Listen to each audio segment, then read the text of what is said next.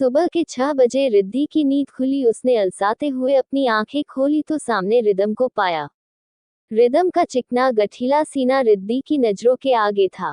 रिद्धि ध्यान से रिदम को देखने लगी, तभी उसे रिदम के सीने पे कुछ रेड कलर के निशान दिखे, जिनको देखकर रिद्धि के चेहरे पे एक शर्मीली मुस्कान आ गई थी। चुंबन का चिन्ह, महिला दिल आदमी। रिद्धि शार्मते हुए वहां से उठने लगी, तभी रिदम ने पीछे से रिद्धि की कमर में अपनी बाहें कचते हुए कहा, क्या हुआ बीबी? अब जब पूरा हक ले लिया तो ये नीडो मैं क्या देख रही थी? खुली आंखों से आन्हें भरो, मुझे भी अच्छा लगेगा।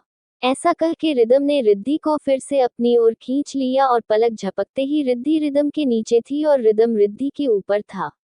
हालांकि अभी भी दोनों उसी तरह से थे। दोनों की बॉडी एक दूजे से चिपका रहे थे, दोनों फिर से बहकने पे उतारू हो रहे थे। रिदम ने अपनी एक आंख खोली और शरारती मुस्कान के साथ बोला, तो बीबी किया जाए मॉर्निंग रोमांस। रिदम के ऐसा कहते ही रिद्धि के गाल शर्म से गुलाबी होने लगे थे। रिदम ने इशारा पाकर फिर से अपने होंठों को रिद्धि के होठों के ऊपर रख दिया था। रिदम धीरे धीरे रिद्धि की कोलार बोन की तरफ आके उसके गले पे किस किए जा रहा था। रिद्धि फिर से रिदम की बाहों में बहकने लगी थी। रिद्धि के पेट में गुदगुदी सी होने लगी। एक बार फिर से कमरा हसीन आवाजों से गूंजने लगा। रिद्धि की आवाजें काफी देर तक गूंजती रही। दोनों के बदन से पसीना बहने लगा। माथे पे भी हल्का हल्का पसीना बहाने लगा था। दोनों एक बार फिर से मीठे दर्द को महसूस कर रहे थे। दूसरी तरफ इंडिया में रिदम और रिद्धि के जाने के बाद माया चाची बहुत ज्यादा चिंता में आ गई थी, ये सोचकर कि कहीं रिदम रिद्धि अकेले में एक ना हो जाएं। आज इतने दिनों बाद माया चाची ने सबसे नजर बचाकर शहनाया को मिलने बुलाया एक एकांत जगह पे। शनाया आते ही बोली, आंटी क्या है ये सब? अब तो 6 महीने होने को आए, आप कब उस 2 टके की लड़की को घर से बाहर फेंकवाओगी? माया चाची शनाया के पास आए और उसके कान के पास आकर कुछ बोली, जिससे शहनाया के चेहरे पे कातिल मुस्कान आ गई। शहनाया बेशर्मी से हंसते हुए बोली, वाओ आंटी, क्या प्लान बनाए है? रिद्धि घर के बाहर, शनाया घर के अंदर। दोनों ये सुनकर जोर जोर से हंसने लगी। शहनाया और माया जी दोनों काफी देर बात करती रही, फिर दोनों अपने अपने रास्ते पे चली गई। रिदम और रिद्धि को भी आज ही इंडिया आना था। वो दोनों नहाकर रेडी हो चुके थे। रिदम अभी बालकनी में किसी से बात कर रहा था और रिद्धि अपनी साड़ी पहने पहनते अपनी गर्दन को देखने लगी, जिस पर लाल उभार साफ साफ दिख रहे थे। उन उभारों को देखकर एक बार फिर से रिद्धि के गाल टमाटर जैसे लाल हो गए थे। रिद्धि ने भी अपना सामान पैक किया और रिदम का भी, दोनों जाने को रेडी हो चुके थे। रिदम रिद्धि अपना सामान लेकर होटल से चेक आउट कर गए। रिदम ने पहले ही घर फोन करके बता दिया था कि वो दोनों आज की ही फ्लाइट से घर आ रहे हैं। दोनों के आने की बात सुनकर घर में सब लोग खुश थे, शिवाय माया चाची के। रिदम रिद्धि के आने की खबर दादी ने रिद्धि के मामा को भी कर दी थी, पर अभी उन लोगों ने घर में किसी को नहीं बताया कि दादी और रिदम की मां रिद्धि के मामा के साथ मिली हुई हैं। शाम का टाइम था, तभी खुराना हाउस में एक बड़ी सी गाड़ी आके रुकी। उस गाड़ी का गेट खुलते ही रिदम अपनी दमदार पर पर्सनैलिटी के साथ बाहर निकला। दूसरी तरफ से रिद्धि आई। रिदम रिद्धि दोनों ही साथ साथ घर के अंदर एंटर हुए। सब लोग दोनों को साथ देख बहुत खुश हुए। रिदम रिद्धि ने सबका आशीर्वाद लिया। थोड़ी देर दोनों सबके साथ बैठे रहे, फिर दोनों लंबी थकान की वजह से ज्यादा देर बैठ नहीं पाए। दोनों अपने रूम में फ्रेश होने आए थे। रिद्धि ने आते ही अपने कपड़े निकाले और रिदम के जाने से पहले खुद ही वॉशरूम में चली गई। रिदम रिद्धि का रिश्ता अब एक नए जॉन में चला गया था। बेशक उन दोनों के बीच दूरियां मिट गई थी, लेकिन रिद्धि के मन में अभी भी रिदम की बातें घर करके बैठी हुई थी। वो उन बातों को भूल नहीं पाई थी। दोनों ऑस्ट्रेलिया से वापस लौटकर घर आ चुके थे। रिदम वापस से अपने काम में बिजी हो गया था, लेकिन इस बार वो उम्मीद कर रहा था कि वो रिद्धि के साथ अपने रिश्ते को भी मजबूत बनाकर रखकर आगे बढ़े।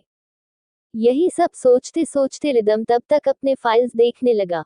वैसे तो वो बहुत थका हुआ था, पर फिर भी वो अपने काम के लिए बहुत समर्पित था, इसलिए थकान को एक साइड करके वो अपना काम करने लगा।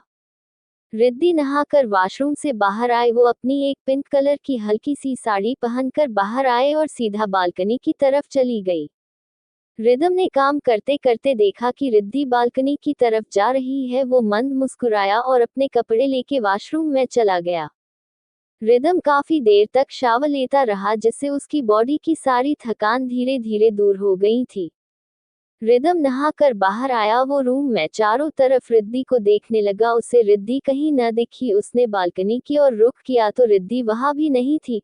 तभी रिदम की नजर गार्डन से आ रही हंसी की आवाज की तरफ गई। रिदम ने देखा तो उसकी हल्के गुस्से से भौहें तन गई थी। पाउटिंग फायर तो मैडम सबके साथ बैठकर गप्पे मार रही है। पाउटिंग घर आते ही इसके तेवर नहीं बदल गए। मतलब एक बार बताना जरूरी नहीं समझा इसको तो रात में बताता हूँ, ऐसा सोच वो खुद भी अपना ब्लैक कलर की टी शर्ट और उसके नीचे व्हाइट कलर का कार्गो पहनकर नीचे सबके बीच आ गया। गार्डन में दादी राधिका जी दोनों थी, उनके साथ में घर के बच्चे भी थे। रिद्धि उन्हीं सब के बीच बैठी थी। सब आपस में बात कर रहे थे। तभी रिदम का फोन बजा। रिदम ने देखा कि फोन जरूरी है तो वो सबके बीच से उठकर दूर बात करने लगा। बात करने के बाद वो लगातार रिद्धि को घूरे जा रहा था, पर रिद्धि ने एक बार भी नजर उठाकर नहीं देखा। रिदम को गुस्सा तो बहुत आया, पर अभी उसने अपने गुस्से को काबू किया और अपने फोन में टाइप किया और उसे रिद्धि के नंबर पे सेंड कर दिया। रिद्धि का फोन वाइब्रेट हुआ तो उसने फोन चेक किया, फिर मैसेज ओपन करके मैसेज पढ़ने लगी। अगले 10 मिनट के अंदर तुम रूम के अंदर नहीं आई तो रात में सजा भोगने के लिए तैयार रहना। रिद्धि समझ गई थी कि रिदम किस बारे में बात कर रहा है। थोड़ी देर के लिए उसके गुलाबी गालों पे साई सी स्माइल आ गई थी, पर वो स्माइल जल्दी ही गायब हो गई थी। उसने जल्दी से अपनी मुस्कान छुपा ली थी। वो खुद में गुस्से से बोली, नहीं आने वाली, आपको जो उखाड़ना हो उखड़ लेना। जब मुझसे प्यार नहीं है, मुझे अपनी बीवी नहीं मानते तो मुझ पर हक भी क्यों जमाते हो। रिद्धि ने खुद से मन ही मन बोली। रिदम रिद्धि का रूम के अंदर वेट कर रहा था, पर काफी देर होने पर भी रिद्धि नहीं आई। रिदम का गुस्सा अब लेवल से ऊपर पहुंच चुका था। वो गुस्से में गहरी गहरी सांसें लेने लगा और खुद से एक टॉक्सिक आवाज के साथ बोला, रिद्धि खुराना लगता है, आज तुमको सबकी सिखाना ही पड़ेगा। रिदम रूम के अंदर आकर अपना काम करने लगा। उसकी नजर अभी गेट पे ही टिकी हुई थी। काफी टाइम हो गया था, रिद्धि अभी तक नहीं आई थी। रिदम का गुस्सा अब तो आउट ऑफ कंट्रोल होने लगा था, फिर भी वो अपने आप को रोक कर बैठा रहा। शाम से रात हो गई थी। रिद्धि वही सबके साथ थी। धीरे धीरे उसे समझ भी आ रहा था कि अब रिदम उसे परेशान करेगा, पर फिर भी अपने आप को बिजी रख रही थी। खाने का टाइम हो गया था। सब लोग खाने के लिए आ चुके थे। सब लोग डिनर के लिए आ चुके थे। बस अकेला रिदम था जो अभी तक नहीं आया।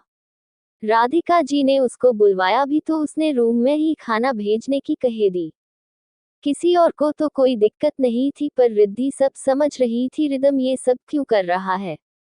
रिद्धि मन ही मन बोली, ओ गॉड सर कितने ड्रामेबाज है, अब खाना भी रूम में खाएंगे और ऊपर से गुस्सा और करेंगे। कोई नहीं, मैं भी नहीं डरूंगी अब उनसे। ऐसा सोचकर उसने आराम से खाना खाया और सबके खाने के बाद राधिका जी बोली रिद्धि से, बेटा अब तुम भी जाओ, आराम करो, सुबह से ही सबके साथ ही थी तो रिदम के लिए भी खाना ले जाओ और खाने के बाद उसे जल्दी सोने को बोल देना। रिद्धि गर्दन हिलाकर हाँ बोली और जैसे राधिका जी ने कहा वैसा ही हुआ। रिद्धि रूम में आ चुकी थी। उसने आते ही नजर सोफे पे फाइल्स के बीच बैठे रिदम पे डाली। उसकी अंदर से हड्डी कांप गई थी, पर फिर भी खुद को नॉर्मल दिखाते हुए वो उसके पास डिनर ट्रॉली को लेके गई और मजबूत दिखाने का दावा करते हुए बोली, सर खाना खा लीजिए। रिद्धि ने जब इतना कहा तो रिदम ने अपनी गर्दन ऊपर उठाकर अपनी गुस्से से लाल आंखों से उसे देखा और अपनी टॉक्सिक वॉइस में बोला, तो मिल गया तुमको आने का टाइम। रिदम ने ये बात इतने गुस्से में बोली कि रिद्धि की रीढ़ की हड्डी तक कांप गई थी। वो अपना डर कम करते हुए धीमी आवाज में बोली, सर आप खाना खा लीजिए, मुझे नींद आ रही है। रिद्धि ये दो शब्द बोलकर 2 कदम भी नहीं चल पाई होगी कि रिदम ने गुस्से से उसकी बाजू को फुर्ती से पकड़ा और उसे अपनी ओर खींचकर सोफे पे गिरा लिया और रिद्धि को लेके वो रिद्धि सहित फाइल्स के ऊपर ही दोनों गिर गए। रिदम ने रिद्धि को अपने नीचे गिराया और गुस्से से उसकी बाजू दबा कर बोला, क्या कहा, नींद आ रही है तुमको? और मेरे कहने पे भी तुम अब आए हो, तुमको नहीं लगता तुम्हारी सजा दुगनी होनी चाहिए? ऐसा बोलकर रिदम के रिद्धि के ऊपर एक्स्ट्रा दबाव बनाया और उसकी कमर को जोर से रगड़ते हुए बोला, अब बोलो नींद आ रही है? रिद्धि को कमर में दर्द होने लगा था और कहा रिदम उसकी कमर को रगड़ रहा था, वहां से उसकी कमर लाल हो गई थी, फिर भी रिदम लगातार मछली खा रहा था। रिदम के ऐसा करने से रिद्धि दर्द से तड़प कर बोली, आह सर प्लीज, सर छोड़िए ना। फायर रिद्धि के तड़प कर बोलने से रिदम ने उसके चेहरे को देखा जो बिल्कुल उसके चेहरे के करीब था। रिदम ने रिद्धि की बड़ी बड़ी आंखों को देखा, उसके बाद उसके होठों को देखा। रिदम ने नीचे झुककर रिद्धि की गुलाबी लबों पे अपने दहकते लबों को रख दिया। डॉट डॉट, वो रिद्धि के होंठों को बेतहाशा चूमने लगा।